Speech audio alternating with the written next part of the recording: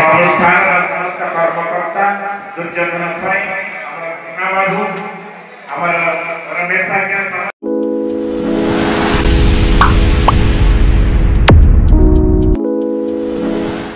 कला जगत को मुख्य मार्ग प्रदर्शन करिथाए वरिष्ठ कलाकार महासंघ।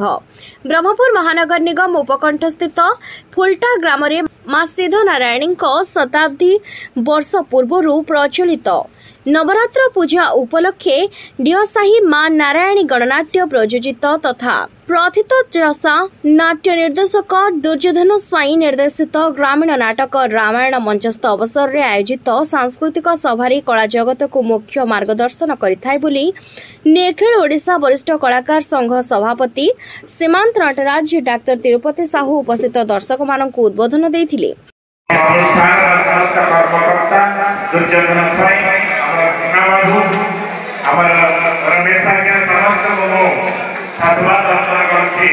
कला बचाई रखिया पे जो प्रयास करछथि महाप्रभु तांका कृपा करके करुणा करके अनुकंपा करके तांकर आशीर्वाद बळु एई तिलोटा ग्राम रे कला सबुदिन पे बंचो हमर जो दुर्योधन स्वाई आज तांकर निर्देशन दे परिवेषण करिवे से जन विशिष्ट शांतशील व्यक्ति आपने जानी से जन सत्य पुजारी कला पुजारी कला पिपासु कला प्रिय आपने जानी कला सुख बोले मते अतिरिक्त महासंघ महासचिव सुभाष चंद्र साहू निवेदन रे चिकिटी विधायक मनोरंजन ध्यान सामंतराज यथाशीघ्र केन्द्र कलाकार भत्ता एवं 2 वर्ष तलु आवेदन करा जायथिबा राज्यर मुख्यमंत्री कलाकार सहायता योजनार यथार्थ पदक्षेप नेबा सहित कलाकार भत्ता वृद्धि पाई चेष्टा करिवे बोली मतव्यक्त करथिले।